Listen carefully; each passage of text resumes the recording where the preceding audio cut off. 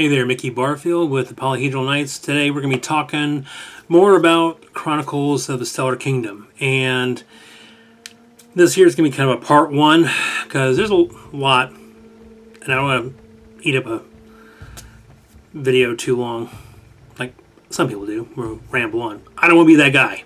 Okay? Anyway, so we're going to talk about, like I said, the history and some of the species in this game here. So we're going to break it down a little bit at a time. Okay, so today we're going to be talking about the humans and the Enix. Before faster than light travel was discovered, each species was developing fine independently. Then one day, about 100 years ago, the Enix developed faster than light travel. They began to explore and came across humans. They found humans brash and rude and ambitious, and the Enix saw them as basically big children. Still, they felt they could trade with them.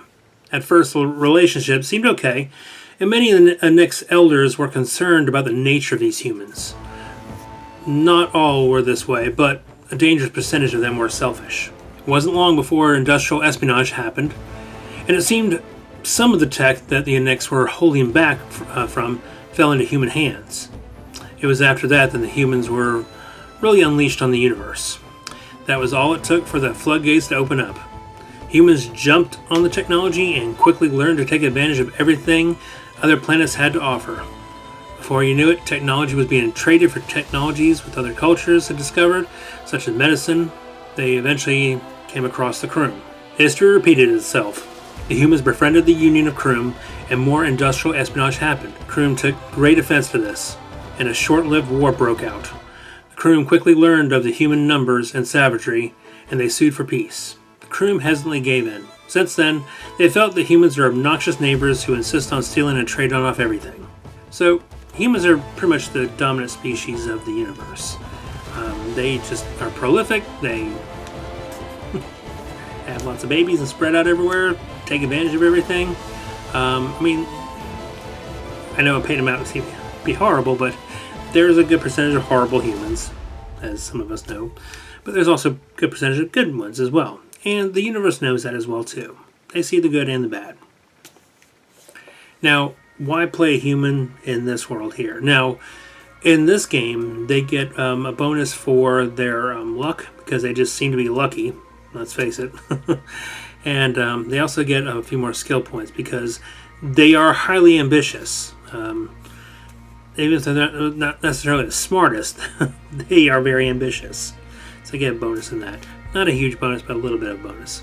So it makes it a little bit more appealing to people who want to play humans rather than have your typical, like D&D, like a party of elves. So it's not that way here. The Enix, they're about 5 to 6 feet tall, kind of hairy, kangaroo-ish looking, no tails. They have the haunches like that. They have the short fur, which can be kind of a reddish brown or a brown, flecks of white, things like that, and then some black fur to them as well too. Large pointy ears, little tufts of hair sticking out of them. So their culture really favors philosophy and technology. It highly respects intellect and logic, and they're considered master crafters of technology. Also really good with finances and negotiations. Now, one of the special abilities they have is they have a leap. Their haunches are really strong. They can do, vertical, horizontal ones more than most people can do. And because they're quite sturdy, they get a bonus to their hit points. Kroom, on the other hand, they're about 3 feet tall. They're short, insectoid exoskeleton. Their antennas help for sensing biolife. Considered very loyal. If you have a Kroom friend, that is a loyal friend for life. They have some of the most unparalleled medical knowledge and advances in medicine. So a lot of things that human ganked from them was medical. One of the things that Kroom really takes high offense to is when people will take their technology and pervert it for weapons. They really, really do like that. Also too, once you break a Kroom's trust, good luck getting it back, ever. Hopefully that answers some questions there. Our next video will cover some of the other races as well, okay, which will be the Zedai and the Ular. And a little bit more of how they got pulled into this crazy universe here as well too. So I'm going to try and produce 2 videos a week, so keep your eye out for that. And if you have any questions or things you want to know about, feel free to drop a comment, or even if you want to know more about when we're releasing this, hopefully soon.